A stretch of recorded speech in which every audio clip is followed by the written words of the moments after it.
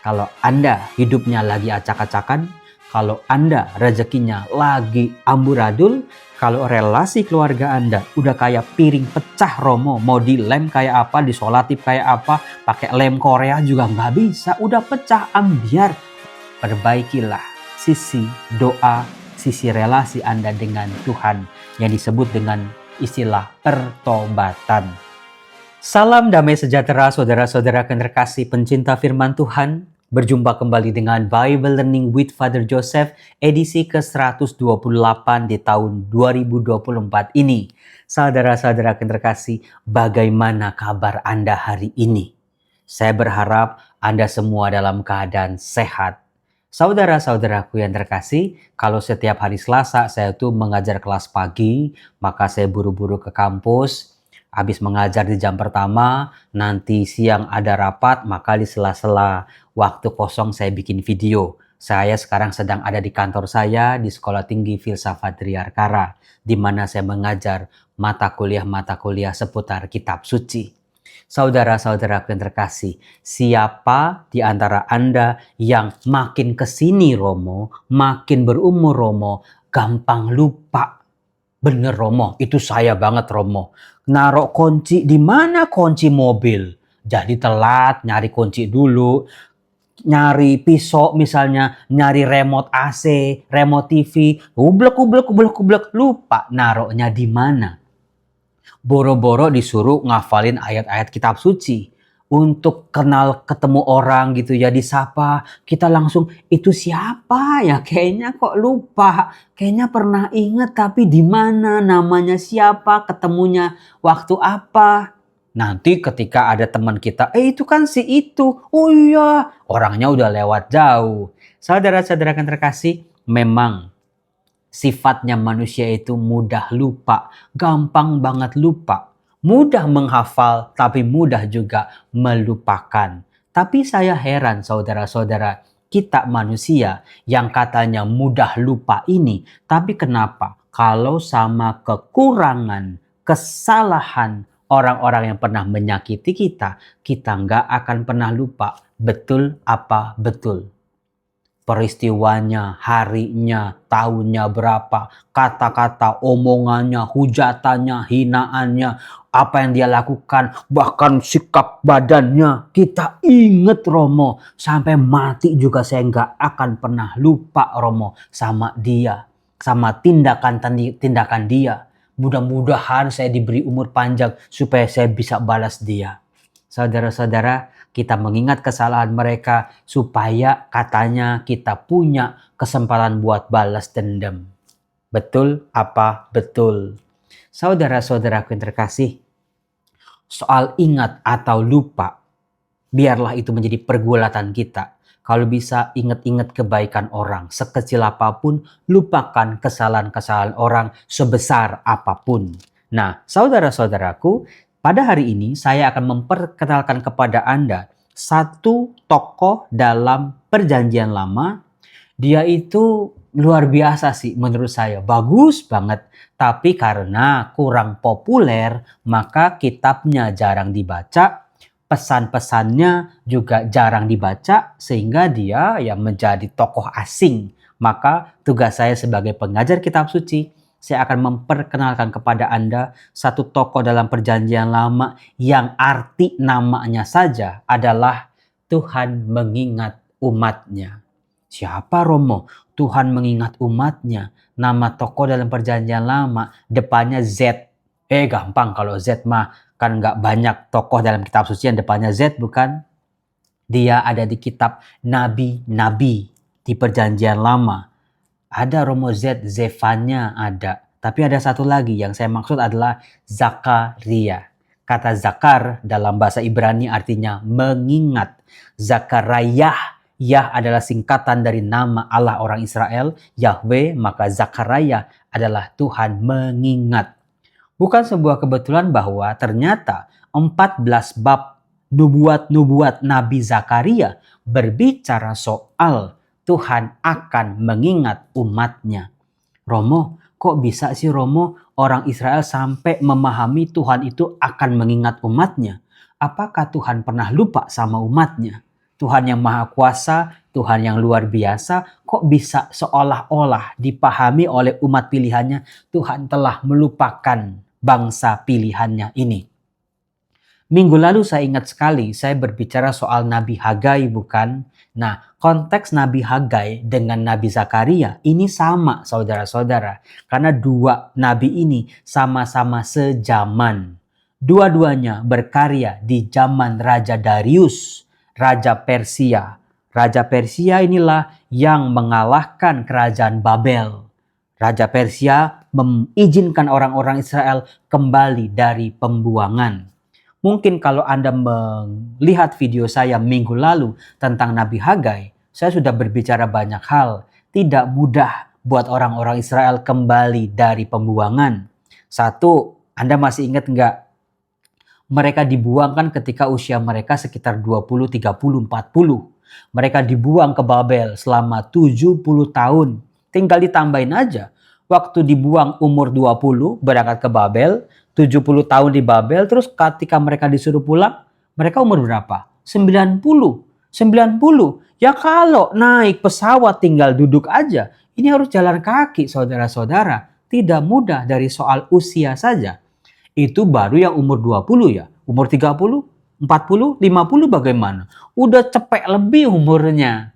Kenapa Romo? Kok Romo mengatakan orang-orang yang di pembuangan itu dibuangnya setelah umur 20? Karena yang dibuang adalah tukang-tukang, ahli-ahli, para seniman, pahlawan-pahlawan gagah perkasa. Maka nggak bisa dibayangkan yang dibuang itu anak 5 tahun, masih bocil. Atau orang yang usianya sudah 80 tahun dibuang ke Babel, itu nggak bisa. Nggak dipilih untuk dibuang. Saudara-saudaraku terkasih, seperti Nabi Hagai memperjuangkan nubuat-nubuat, suara-suara Allah.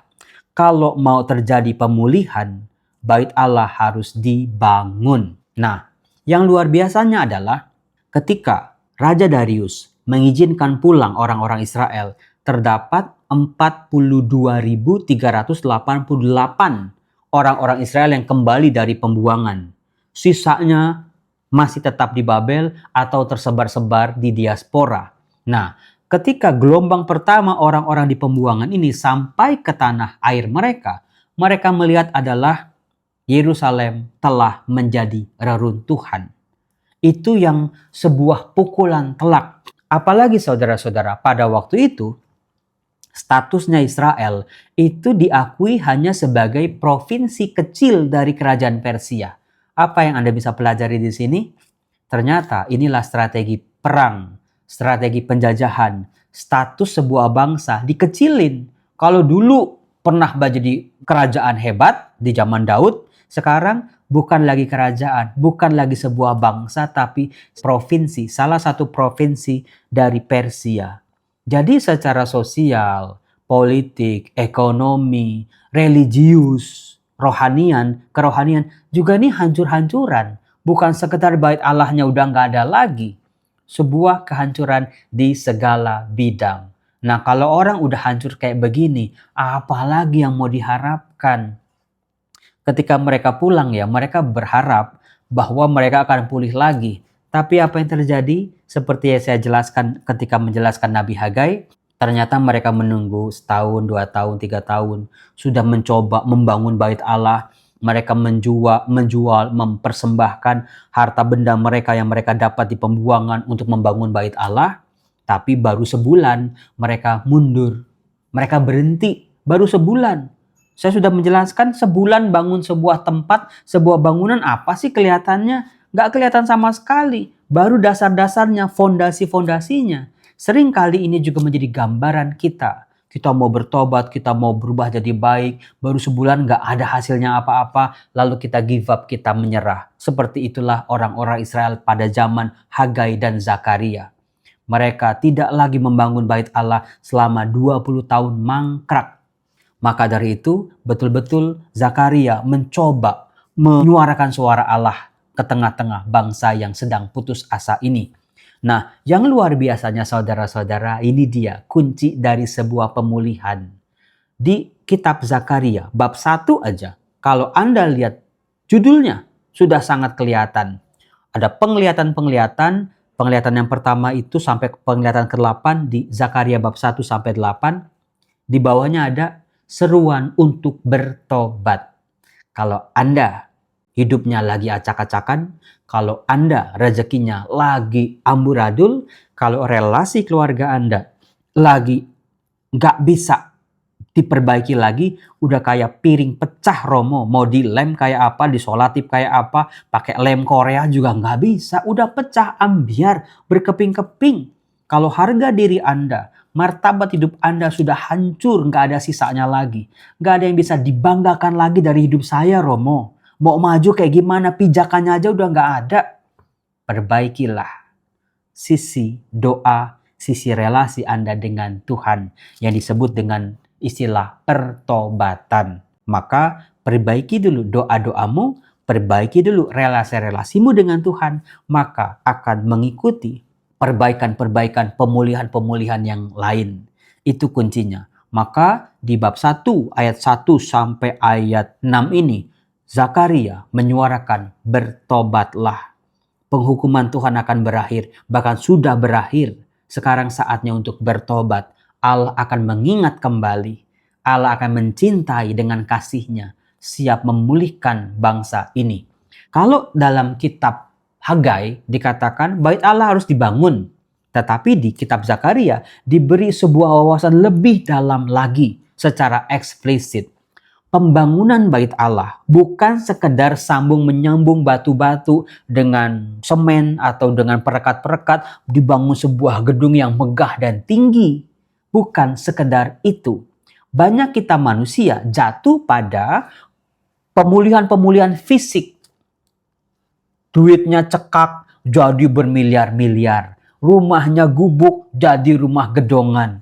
Mobilnya kijang zaman dulu jadi Innova yang paling baru misalnya. Saudara-saudaraku yang terkasih, belajar dari kitab Zakaria ini, pemulihan fisik juga harus dibarengi dengan pemulihan rohani. Ini dia. Nanti kita akan melihat saudara-saudara 8 penglihatan Nabi Zakaria. Yang menarik adalah begini.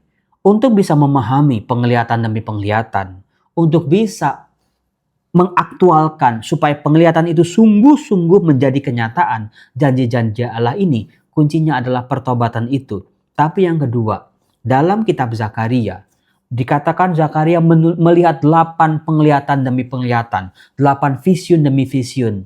Tetapi secara luar biasa selalu dikatakan Tuhanlah yang membuat Zakaria melihat penglihatan-penglihatan itu. Apa yang bisa kita pelajari di sini saudara-saudara? Bukan karena hebat kita, bukan karena kemampuan kita bisa ini dan itu. Bukan karena prestasi-prestasi pengorbanan kita, semua bisa kita capai. Tapi Tuhanlah yang mengizinkan Nabi Zakaria untuk melihat pesan-pesan Allah ini. Sebuah pesan rohani yang sangat menyentuh hidup kita. Semua karena Tuhan yang mengizinkan. Kalau Tuhan tidak mengizinkan, sehebat apapun manusia, sulit sekali. Maka katakan dalam doa-doa kita saudara-saudara, Tuhan izinkan aku memperoleh rahmat-Mu Tuhan. Semua karena kebaikan-Mu, semua karena belas kasih-Mu Tuhan. Ingatlah aku, ingatlah perjuanganku, ingatlah pengorbananku, ingatlah cintaku, ingatlah persembahanku Tuhan, ingatlah penderitaanku ini. Aku percaya, bila Engkau mengingat aku, pulihlah kehidupanku, fisik dan rohaniku. Itu saudara-saudara. Nah, ada 8 penglihatan kalau Anda buka kitab Nabi Zakaria ya. Penglihatan pertama itu ada penunggang kuda. Penglihatan kedua 4 tanduk dan 4 orang tukang besi. Penglihatan ketiga seorang yang memegang tali ukuran. Penglihatan keempat tentang imam besar Yosua. Penglihatan kelima kandil emas yang berhiaskan 2 pohon zaitun. Penglihatan keenam gulungan kitab yang terbang. Penglihatan ke-7 tentang perempuan dalam gantang. Penglihatan ke-8 tentang 4 kereta. Romo, jujur Romo, ini apa sih sebetulnya yang dilihat oleh Nabi Zakaria? Karena jujur saudara-saudara, penglihatan demi penglihatan yang dilihat oleh Zakaria adalah simbol. Simbol-simbol gaya bahasa apokaliptik tentang akhir zaman atau zaman akhir. Ketika Allah ambil alih kekuasaannya di muka bumi ini, setelah dipercayakan kepada manusia, kepada raja-raja, tetapi mereka ternyata gagal, Allah sendiri akan ambil alih. Allah yang akan memulihkan tinggal di tengah-tengah umatnya. Nah saudara-saudara, secara luar biasa kalau Anda perhatikan, 8 penglihatan ini adalah penglihatan yang berpasang-pasangan. Penglihatan 1 dengan penglihatan 8, penglihatan 2 dengan penglihatan 7, penglihatan 3 dengan penglihatan 6, penglihatan 4 dengan penglihatan 5. Harus dilihat secara bersama-sama. Itulah pemulihan-pemulihan. Nah, kita simak penglihatan yang pertama tentang penunggang kuda. Dikatakan Tuhan mengutus para penunggang kuda ini untuk melihat-lihat daerah sekitar. Dikatakan tentram dan aman.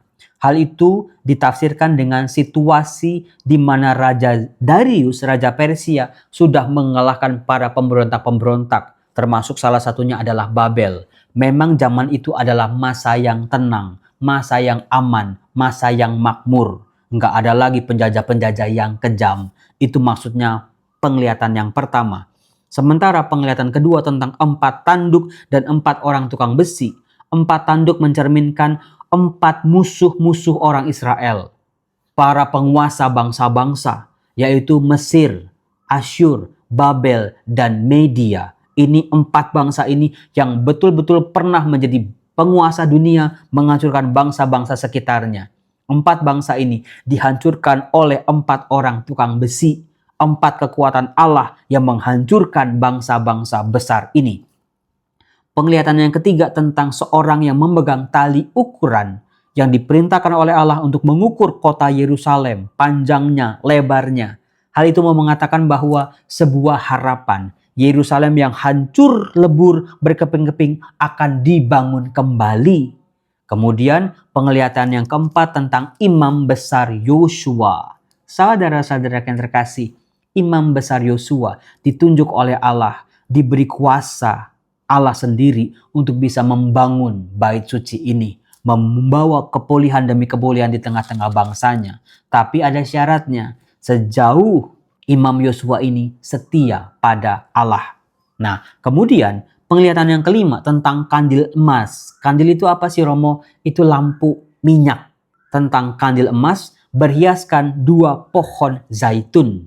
2 pohon zaitun mencerminkan 2 penguasa, yaitu imam besar Yosua dan juga Zerubabel, keturunan Daud yang menjadi gubernur di Yehuda waktu itu. Nah, kemudian juga kandil emas ini mencerminkan mata Allah yang melihat dan menguasai, memeriksa apa-apa yang dibuat oleh bangsa ini, termasuk 2 orang ini.